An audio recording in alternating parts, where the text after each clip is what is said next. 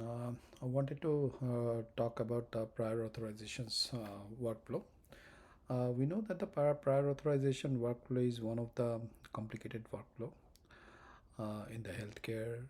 The primary reason is there is a lot of personnel there getting involved as a part of this thing, and a lot of back and forth activities that went on when it goes to the prior authorization. Now, what is actually the prior authorization?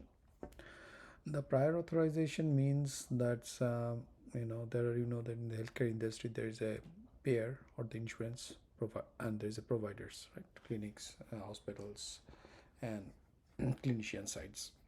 So when patient visit doctor's office or any specialist or it goes to the hospital, before doing any procedure, surgery, or say any MRI or even any complicated imaging for different diseases.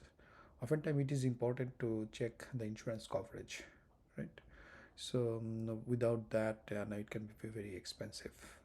Oftentimes, the payers or the insurance provider, denied the claims uh, from the providers. So that says that's where the prior authorization is important. So now when it comes to the prior authorization and payer deny, it means that payer has some policies, right? For some of the procedures, they have a set of policies and it has to meet with those policy documents. Now, when it comes to the policy documents, say for example, the MRI, the patient has a lumbar pain in the leg, right? And it has been there for a few weeks, right? When this kind of scenario happens, then sometimes it and they take some medications and it's not improving. So in that case, the MRI might be important for that, right? The question is whether it would be approved by the insurance or not. Insurance company gave some guidelines, right? So there's a part of a payer policy. It means what can be the approval policies. I mean, whether the provider checked with all those conditions or not, right? These are important, right? So when they submit a claim, so that's it. So the checking the pair policy. Now I will gonna showcase you one of the this workflow how it works. In the DocIntel, we ingested to work. First one is the MRI lumbar spine pair policy, and another lumbar spine patient request packet. Basically, patient request packet is something after having a discussion with the patient, there's a clinical notes that's being taken, right? So those clinical notes is captured as a part of the patient request packet. Now let's take a look first at the spine pair, lumbar spine pair policy. What does it say? So this has been captured. This can be captured in many different ways. I'm just for the sake of the demo, I captured the important information here, but it can be in any formats. Um, so you see that's it does say the policy metadata has a policy related information where the service is done, what are the ICD or the CPT codes for that, right? And there's what is the approval? There's the approval workflows for the pair policies. So it says that the MRI lumbar spine may be medically necessary when the record document at least has the following. It means the document has to be submitted and it follows this thing like a severe progressive neurologic deficits, a suspected cauda equina syndromes, new back pain with cancer history, sign of infection, fever, right? Then significant trauma with fracture concerns, new bowel or the bladder dysfunctions related to the back symptoms, right? There's many other different things. So it says that these are the documentation that has to be submitted. It means the what are the required documentations, they give some guidelines, right? So you have to submit with the CPT code, ICD code, duration of the symptoms, physical exam findings, neurologic findings, then conservative treatment, whether it is attempted or not, including when and what is the outcome, right? Medication, physical therapy, home exercise, different things, right? Prior imaging reports if available. So based on that, insurance company can decide that okay, this procedure or the diagnosis is very important. Now take a look at what typically we get as a part of say for example the clinician's notes about the patient conversations, right? So the patient is something every Morgan, it's made up stuff, and the patient details are here, facilities details are here also, not like primary care. Requested service is MRI lumbar spine, because this packet is generated for the MRI lumbar spine, right? So now diagnosis is low back pain with left leg pain. What is the clinical history? Then it says that when by this having a discussion with the patient says that there is a low back pain radiating into the left leg. Symptoms have been present for several weeks. The patient reports intermittent tingling but no weakness. The patient denies bowel and bladders dysfunction, denies physical exam, treatment date, prior imaging. All that means that's, I don't want to go into all the details, but this is something what it comes as a part of the clinician notes. The important piece is when we run a workflow, right? So the prior authorization workflow, which I ran already, right? Already ran. I'm gonna go through that. When we run in a workflow, so it basically there is a something called the evidence mapping. Evidence mapping is does this basically, okay, these are the discussions happens as a part of the clinician's note, and these are the what it says the pair policy. Let's have the mapping in place and see that evidence follows the pair policy or not, right? Those are the evidence mapping. Then the gap detection, what are the missing informations over there that is not been submitted, so that can be corrected by the provider, by the coder, or the clinician assistants, nurse, or anybody they are involved as a part of the administrative activities, right? So to correct that, or the gap detection agents are very important, right? And ultimately, what are the ultimate packet agents, prior authorization packet agents? So here, based on the discussion, it's summarized as a part of the healthcare review bench, and there is approval workflow. I already approved it, right? That's why you see the approved. Actually is the doctors will gonna approve on behalf of that. I already did the work for the sake of the demo, so that it can be very quick, I can cover. And all the history, whatever the change that is being made, right, that is also captured as a part of that. Lot of changes that has been done, and there is, I will explain why these changes has been done as a part of this process. And there is a prior authorization case tracker. So this I'm gonna talk later on. Let's keep it as a draft right now, maybe not in demo, maybe in some other demo, but this is also important, where we can basically tag the status. So if it happens with back and forth with the pairs, the provider sent few times, then those kind of cases can be tracked here. Now then let's take a look at that. The prior authorization, there is a readiness checklist. Everything has to be ready, or say overridden, then only it would gonna get approved, right? Say what are these the requested service, this information, diagnosis code, ICD-10, CEM. Usually what happens, this information does not come, then there is a coder, they can basically fill up this information. There is a AI recommended codes, AI also recommends some of the codes, and then it can be reviewed and can be then it's been modified, approved, and all of these things. So there is a, this is the section that's where the coder comes in place and fill this information for the diagnosis code or the procedure codes, right? The ICD-10, MS, or the CPT codes, right?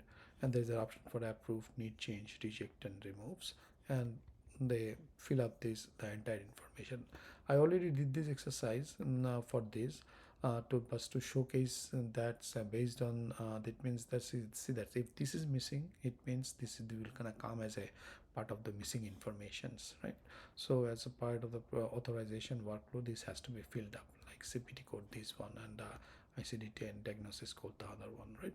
Then it has a kind of history that it comes. Then what happens is, what are the policy documents used, what are the different criteria there, right? It basically gets extracted by the workflow prior authorization. When I run the prior authorization workflow, these things get extracted as a structured formats, right?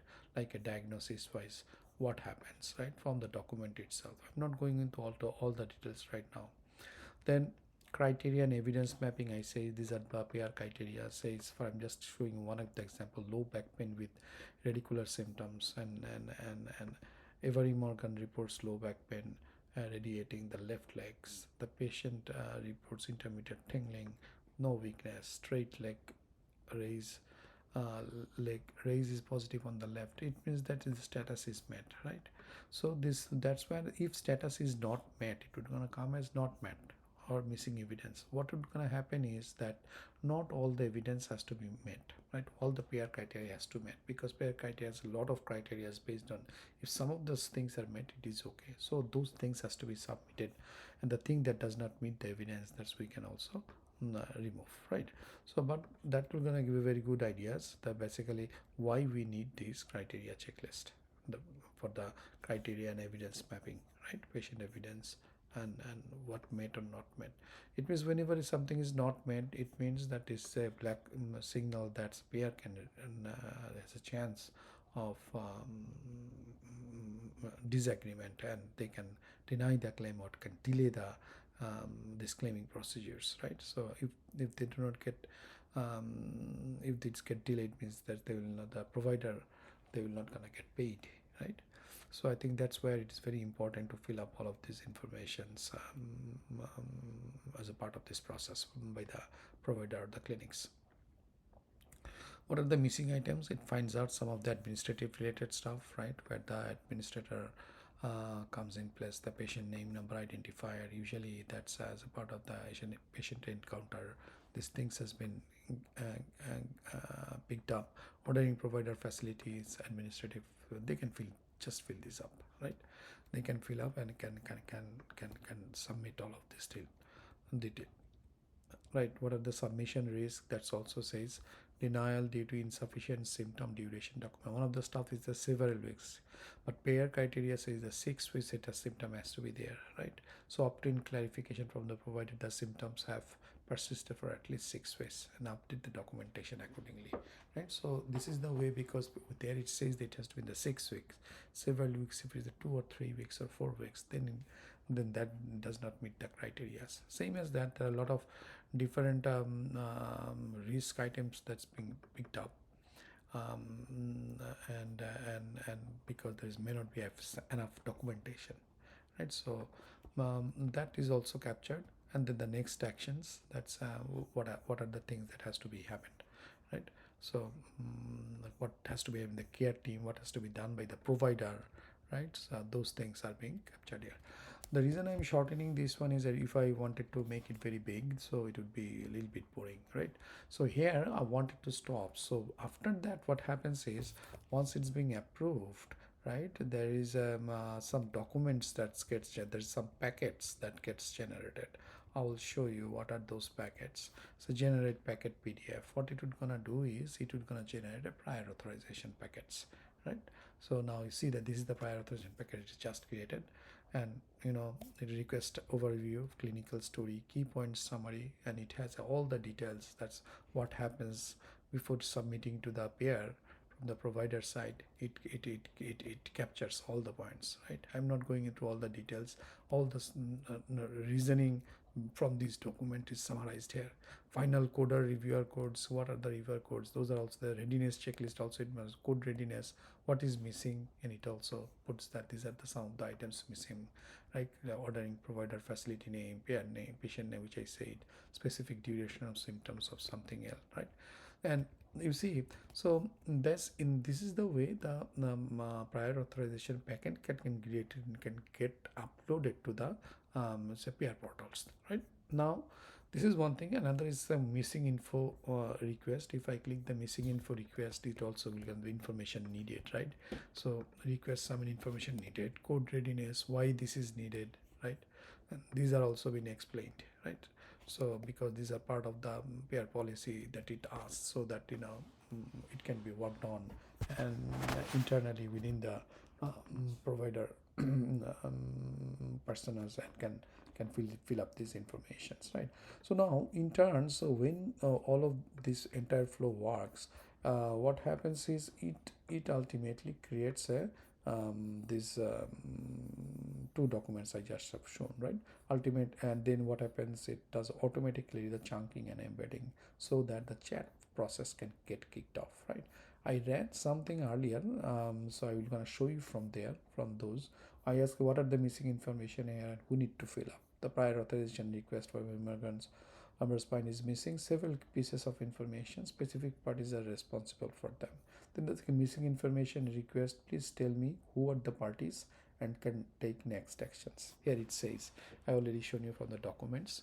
So even in the conversations, you can get all of this information. Based on the provided documents, the following parties are responsible for taking actions: care team, patient name. They have to put the order provider names. They have to fill. The provider has to fill up some of the informations over there, right? So it means that any questions as a part of the